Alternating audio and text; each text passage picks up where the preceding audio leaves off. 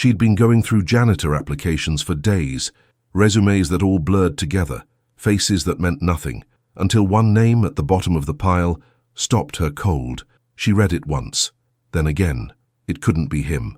It couldn't be the same man who, 20 years ago, had helped her pass the class she was about to fail, the best student she'd ever known in college.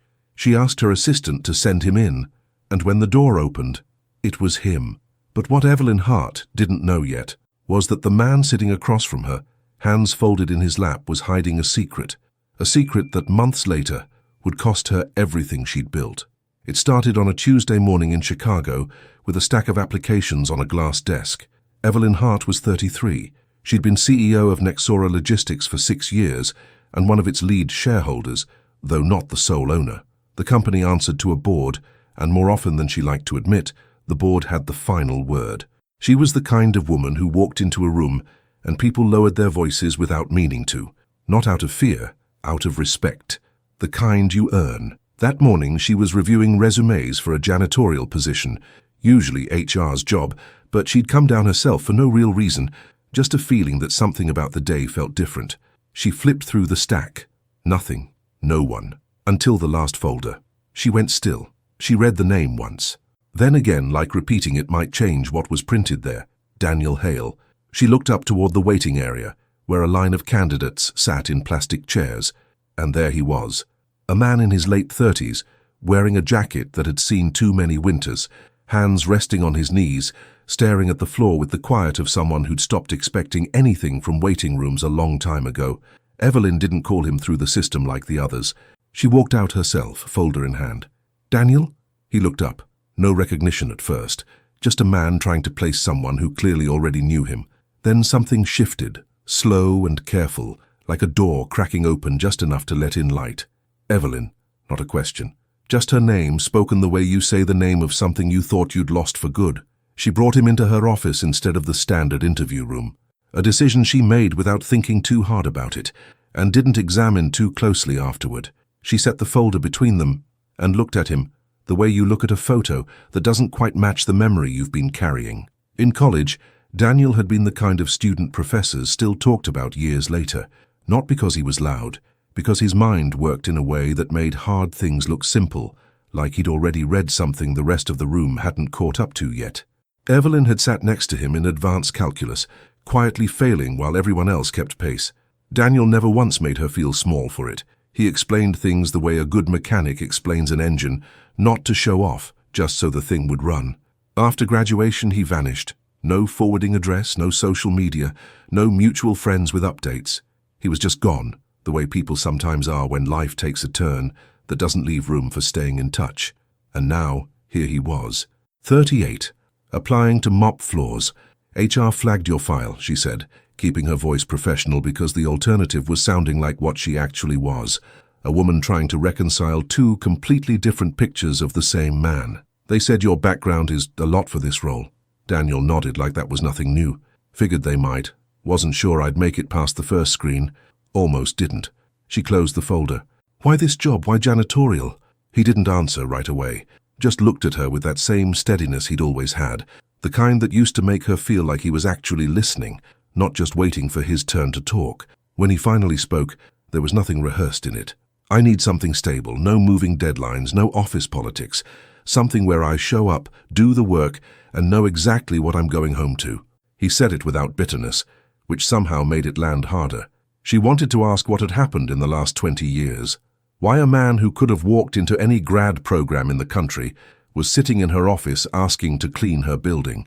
But she knew Daniel well enough to know he'd only answer what he was ready to answer. Pushing now might close a door that could stay open later.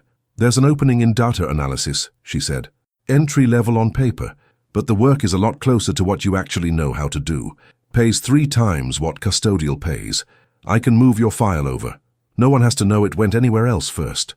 Something moved across his face. Not quite gratitude, not quite refusal. He leaned forward slightly, hands folded the same way they'd been in the waiting room. I appreciate that. I mean it. But I'd like to take the janitor position, if it's still open. No apology in it. No defensiveness like he expected to be argued with. I'm not ready for something like that, not yet. Evelyn sat with that for a second. She'd run a company with 4,000 employees for 6 years, made decisions worth tens of millions of dollars. She wasn't easy to surprise, but something about the quiet certainty in Daniel Hale's voice cut straight through her professional instincts and landed somewhere much more human. She told him the job was still open. She told HR to process the paperwork that afternoon. What she didn't know yet was the real reason behind his decision, the truth Daniel had kept off the page, because under reason for leaving previous position, he'd written one line, personal circumstances, and that line was hiding something he wasn't ready to say out loud. Not yet. Daniel started the following Monday. He showed up before the building even opened. Evelyn didn't hear it from him. She heard it from the night security guard mentioned in passing, like it was nothing. The new janitor was always already there, moving through the lobby with a mop, like he had nowhere else to be, and was completely at peace with that. The guard said he seemed like a calm guy, didn't talk much, always nodded when you passed him, the kind of nod that didn't need a response. By the end of week 1, Daniel had reorganized the 4th floor supply closet in a way that cut restocking time nearly in half. Nobody asked him to. The building manager noticed, mentioned it to facilities, who mentioned it to no one in particular, the kind of fix that made things run better without drawing attention to who made it happen. But not everyone was indifferent to Daniel. Operations was run by a man named Richard Cole, who'd been with the company long enough to think seniority was the same thing as authority, and that anyone below his pay grade existed mainly for his convenience. Richard was the type who talked loud in open spaces and kept a running tally of who owed him what. He had a particular way of talking to people he considered beneath him, not quite insulting, close enough that you always felt the intent behind it. In Daniel's first 2 weeks, Richard called him back 3 times to redo floors that didn't need redoing, pulled him mid-task in front of junior staff to point out a corner that clearly hadn't been cleaned. It had. One afternoon, he stopped Daniel in the hallway just to complain, loudly at length, about the smell of the cleaning solution, while 2 employees watched and said nothing.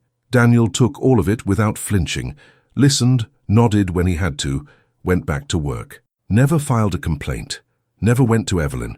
He just absorbed it and moved on the way water moves around a rock, not because the rock wins, but because going around is more efficient than stopping. Evelyn caught one of these moments herself, crossing the operations floor to check on a server install. She stopped when she heard Richard's voice, raised just enough to carry. Daniel stood there with the mop handle in both hands, listening to Richard explain with exaggerated patience that a real professional would have noticed the smudge by the elevator before being told. 3 employees nearby pretended to be very interested in their screens. Daniel looked at the smudge, nodded, said he'd take care of it and walked toward the elevator. No slump in his shoulders, no clenched jaw. He just went back to work like the last 2 minutes hadn't happened. Richard caught Evelyn's eye across the room, that brief, uneasy look of a man realizing he had an audience he hadn't accounted for. He straightened up and walked back to his office. Evelyn didn't say anything that day, but she filed it away, the part of her mind that kept track of things that would eventually need dealing with. A few weeks later, something started happening that she hadn't expected. One Wednesday evening, leaving a meeting late, she found him in the lobby, wringing out a mop near the front entrance. The building was nearly empty. Daniel worked without music, without his phone out, nothing to suggest the silence bothered him at all. She stopped near the door. "You're still here?" He looked up. "Few more hallways." She stood there a second longer than she needed to. "You okay?" She wasn't even sure what she meant. Tonight, or in general, or across the whole 20 years sitting between them like a gap she could see but not quite measure. Daniel looked at her with that same steady attention. "Yeah." A short pause. "I'm okay." No qualifiers. Either the most honest answer she'd heard in months, or the most careful one. She couldn't tell which. She said goodnight and walked to her car. That night, sitting behind the wheel without starting the engine, she decided she was going to find out what had happened to Daniel Hale over the last 20 years. Not out of idle curiosity, something closer to a debt she owed her own memory. She didn't have to wait long. Part of the answer came 2 weeks later, in a way she never saw coming.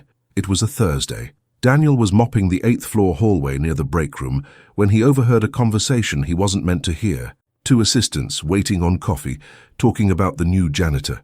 "I heard he used to work in finance, some big role. So why'd he end up here?" "No idea. Someone said something happened with his family." Daniel didn't stop mopping, didn't change his expression, but something in him tightened because the truth was simpler and far more painful than any office rumor.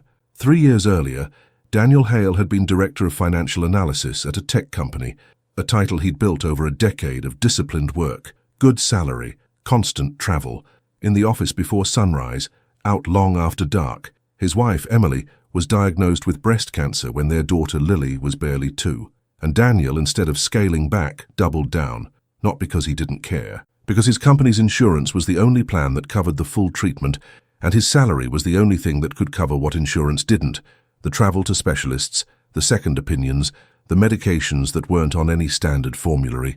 So he stayed, worked 16-hour days while his wife went through chemo alone most of the time, because he was in meetings he couldn't cancel, on flights he couldn't reschedule, chasing reports that couldn't wait. He told himself he was doing the right thing, that he was protecting his family the only way he knew how. Emily died on a Tuesday morning, while Daniel was on a video call with investors overseas. He didn't make it in time, wasn't there for the last moment. And that absence in that exact hour he couldn't hold her hand became the wound that never fully closed. He wasn't a bad husband, wasn't a bad father. He'd been crushed by a system that made him choose between being present and keeping his family alive.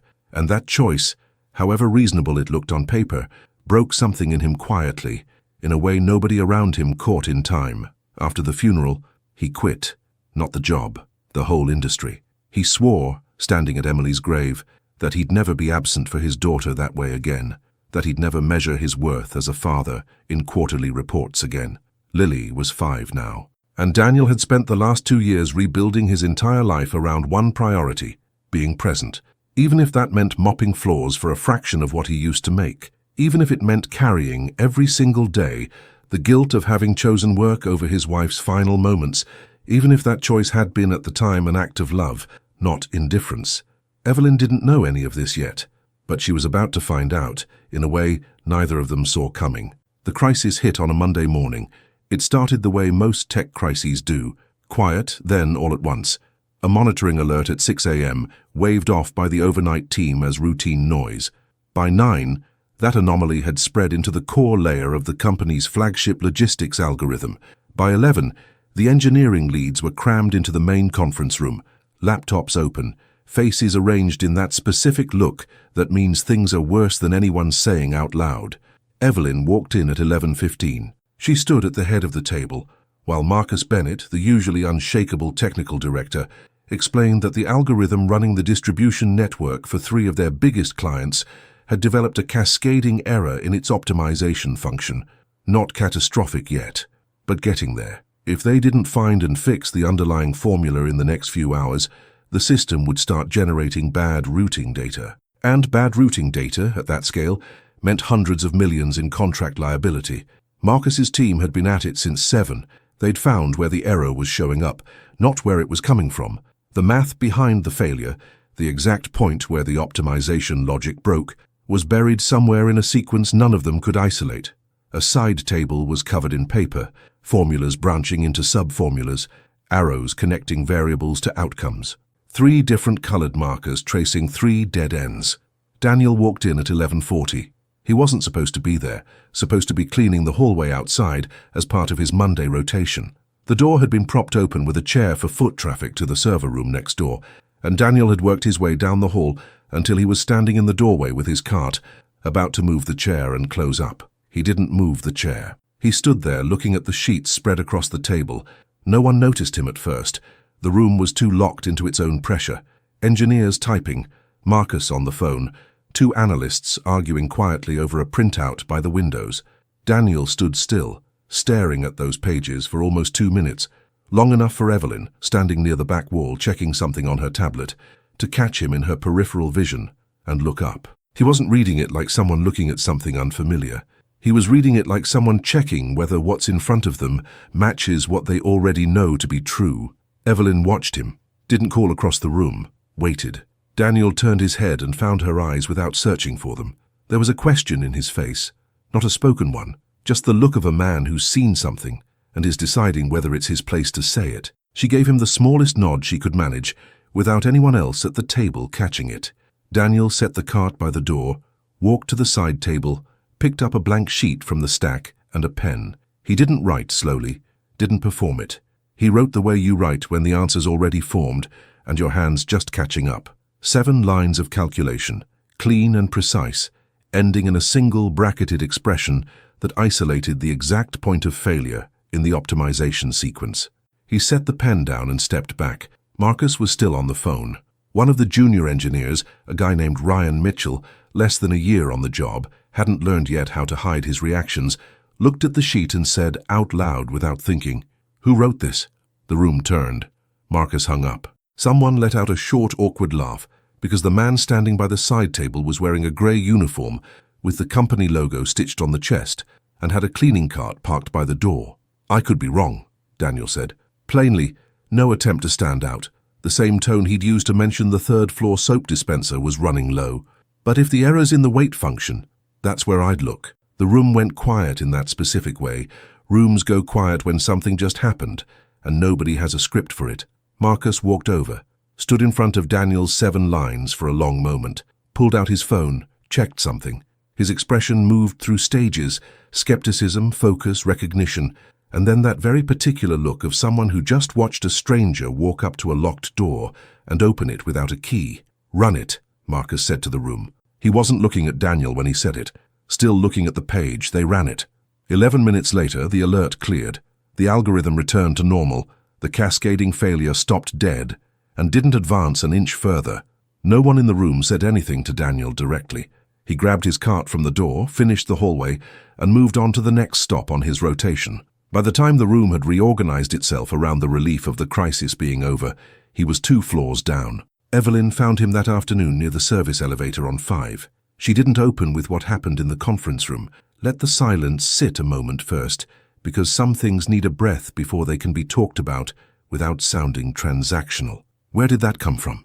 Daniel leaned his cart against the wall, looked at her with the same steadiness as always, though something in his eyes was a little more open than usual, like a window cracked just enough to change the air in the room. "I've had a lot of time to think," he said. "When your job doesn't take everything out of you, your mind wanders somewhere. Mine usually goes back to math. No attempt to make it sound profound, just a fact, handed over plainly." Evelyn looked at him for a second. "What happened to you, Daniel, after graduation?" "I need to understand." He went quiet for a few seconds, not evasive, just organizing the words. When he spoke, his voice was level, nothing rehearsed, nothing performed for an audience.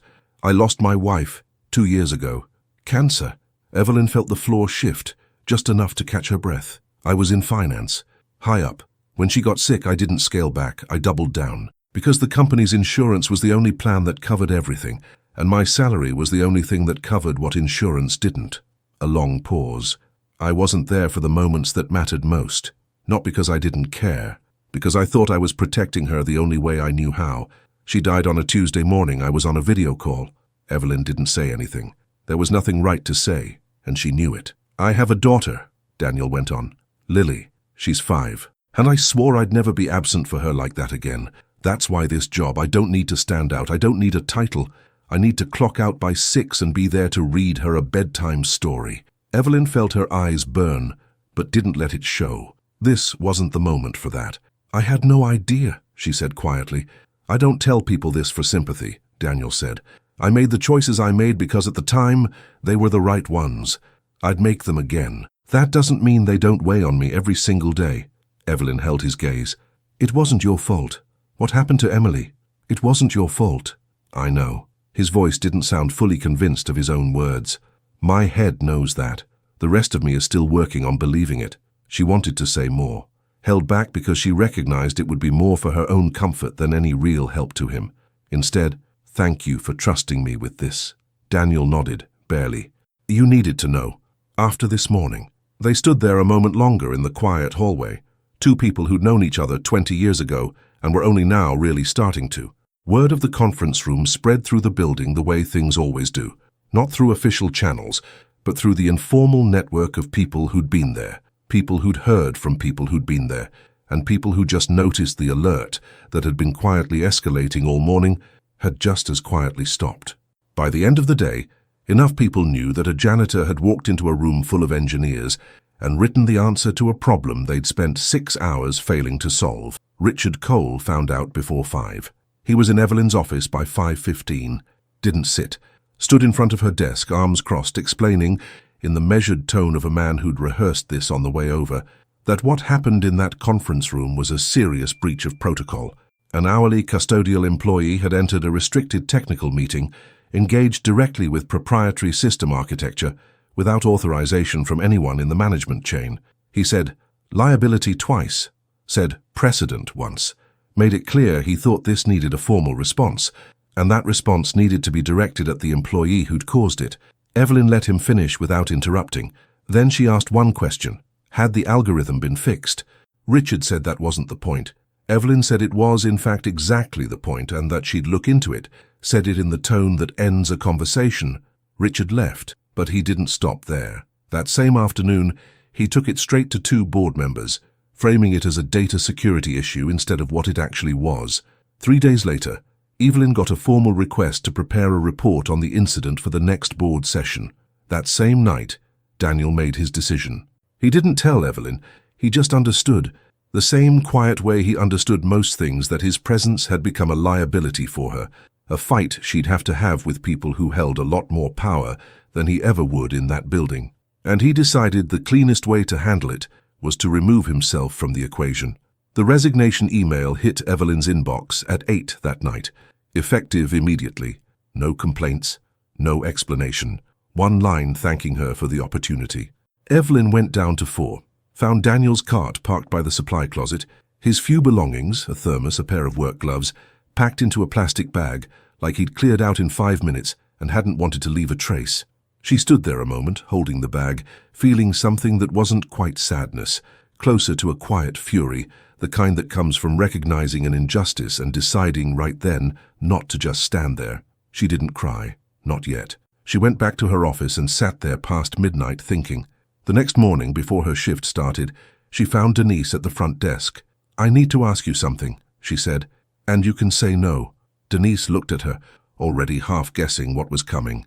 "Is this about Daniel?" Evelyn nodded. "I know Richard humiliated him more than once, in front of other people. I need to know if anyone saw anything, if anyone's got something." Denise was quiet a moment. Then she pulled her phone from a drawer under the desk. "There's a security camera on the elevator hallway. I've got system access. I check visitor logs. I saved a couple of clips a few weeks back. Didn't really know why at the time. Just knew someday somebody'd need them." She showed Evelyn the screen. Richard, finger jabbing at Daniel's chest, mouth moving with that tight, disproportionate anger, while Daniel stood still, silent, mop in hand. There was another clip, and another. Evelyn felt her throat close up. "Thank you, really." "Don't thank me," Denise said. "Thank him when you see him. Everyone on this floor knew what was happening. Nobody did anything, me included, until now." The board session was set for the following Thursday, 10 a.m.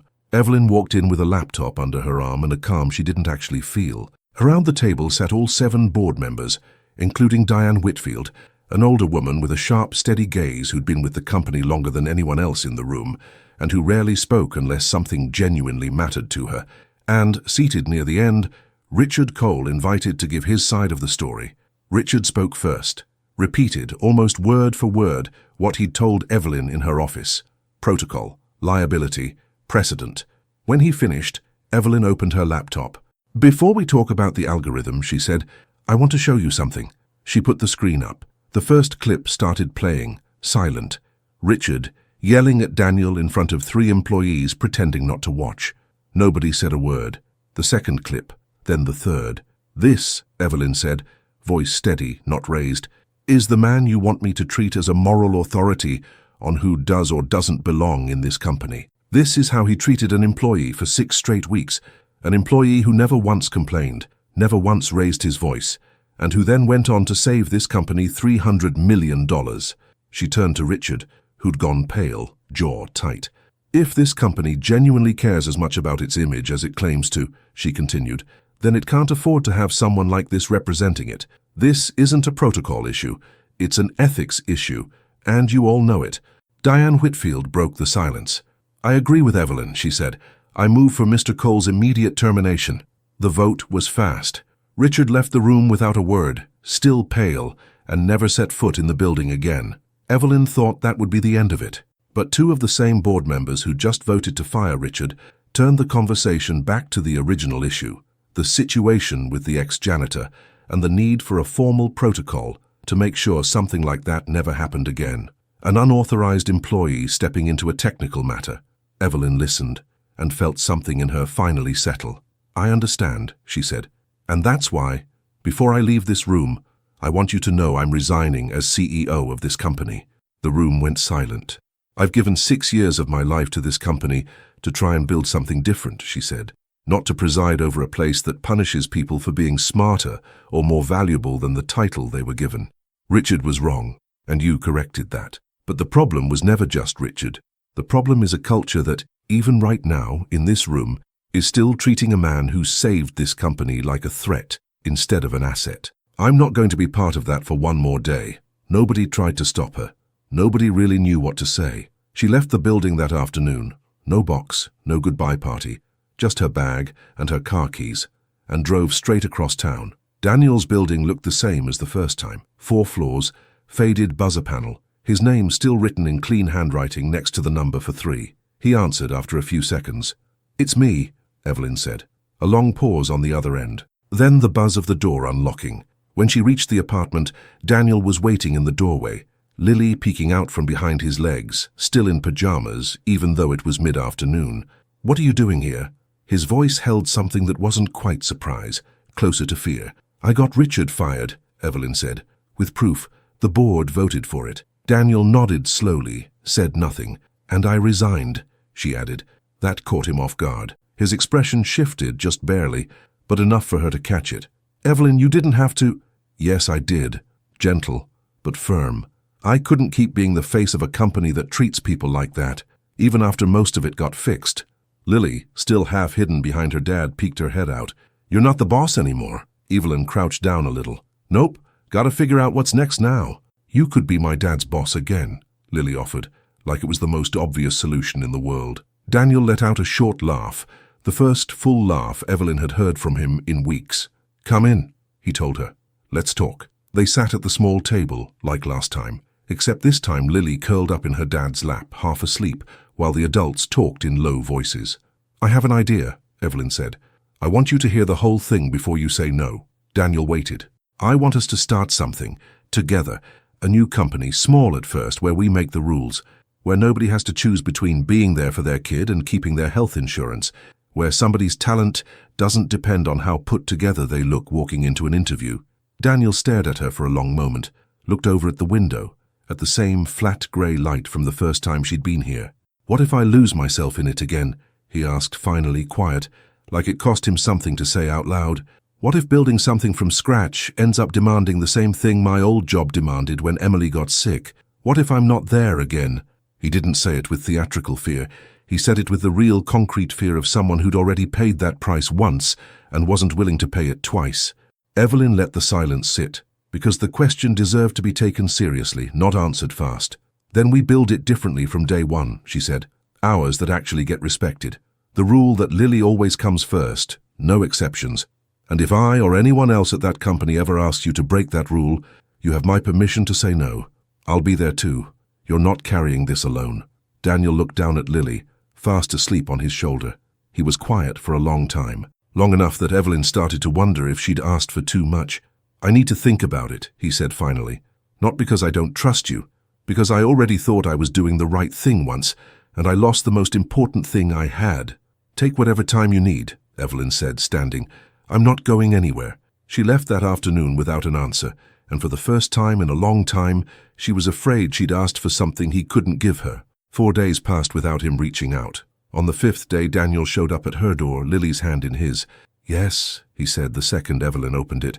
"I want to do this, but with you, not just working with you. With you for real, in everything else too, if that's what you want." Evelyn stood in the doorway a second, feeling her heart climb into her throat. "I've wanted that for a while now," she admitted, unable to hold back a smile. The months that followed were some of the hardest, and at the same time the brightest, either of them had lived through in years. They rented a small office, just 3 rooms above a print shop downtown. Clients came slowly at first, mid-size companies with logistics and analytics problems nobody else wanted to touch. Daniel handled the math, Evelyn handled everything else, contracts, finances, the parts of the business he'd never cared much for. They worked side by side, late most nights, Lily drawing in a corner with her crayons or asleep on a second-hand couch they'd picked up for the office. There were nights of laughing over cold pizza, checking numbers until their eyes ached. A day their hands brushed on the same keyboard, both reaching to fix the same error and neither pulled away right away. An afternoon he made her laugh so hard she had to grab the desk to steady herself, and he just stood there looking at her with an expression she couldn't name yet, but felt in her stomach for the rest of the day. One night, locking up the office, they ended up standing too close, and for 1 second it seemed like something was about to happen. Then Lily came running in, asking if they could get tacos for dinner, and the moment dissolved into laughter. Anyone watching from the outside those weeks would have been thinking, "Come on, just do it already." It finally happened on a rainy night, weeks later, after they'd landed their first big contract, and Lily had fallen asleep early on some cushions Evelyn had started keeping at the office just for her. Daniel and Evelyn sat on the floor near the window, listening to the rain hit the street. "I never properly thanked you," he said quietly, "for coming to find me that day, for not letting me disappear without a word." "I'm never going to let you disappear without a word," she said. "Decided that a long time ago." Daniel looked at her, and this time there was no interruption. No Lily running in, no excuse to look away. "I love you, Evelyn, longer than I would have admitted if you'd asked me." "I love you too," she said. "Since a calculus classroom, I think. Just took me 20 years to figure it out." He kissed her, slow, with that same deliberate calm he did everything with, like he'd been rehearsing that moment for years without knowing it. A year later, that small office above the print shop had grown into a company of 40 people, with a name they'd picked together, Rootline Consulting. The idea was simple, and it was written right on the wall by the front door. No one here has to choose between their job and the people they love. Among their first hires, a single mum who needed flexible hours, and an older man another company had written off because of his age, despite 30 years of experience. Daniel and Evelyn got married that spring, in a garden on the edge of the city, under an arch of white flowers Lily had helped pick out, insisting they had to be the ones that smell good. She was the only kid there, holding a basket of petals with both hands, scattering them down the aisle with way more enthusiasm than necessary, 2 steps ahead of where she was supposed to be, like she couldn't wait for the ceremony to start. Evelyn wore a simple dress, no unnecessary frills, the same kind of deliberate simplicity she'd always admired in Daniel since college. Walking down the aisle, she didn't look for his eyes first. She looked for Lily's, who was grinning ear to ear, gap-toothed, thumbs up, making half the row of guests laugh under their breath. Daniel waited at the end of the aisle, hands clasped in front of him, the same calm way he'd sat in that waiting room months ago, with no idea his whole life was about to change. But this time there was nothing hiding behind the calm. When she reached him, he took her hands and said nothing for a moment, just looked at her like he still needed to check this was real. 20 years, he said quietly, just for her, and every one of them was worth it to get here. "Not everyone who takes the long way is lost," she answered, repeating the line he'd said to her so long ago, and he smiled. The rare kind, the whole face, not just the mouth. Lily in the front row clapped before the officiant even finished talking, and nobody corrected her. Daniel had kept the mop from those first months at Nexora. He stored it in the closet of their new place, the one he now shared with Evelyn and Lily, standing in the corner behind the door, the kind of spot where you keep something you're not ready to fully let go of, something that didn't remind him of what he'd lost, but of the distance he'd crossed to get from there to here. Emily was still there in conversations, in the photos on the shelf, in the nights Lily asked about her before bed. Evelyn never tried to take her place. She built her own carefully over time. One Lily eventually started calling, without anyone asking her to, "My other mom." And Daniel, who once believed the only way to love his daughter was to disappear from the world that had taken his wife, learned slowly that you could honor that love by building something new instead, something with different rules, something that finally let him be present and extraordinary at the same time, without ever having to choose between the two again. If this story hit home for you, let me know in the comments. On a scale of 0 to 10, what would you rate it?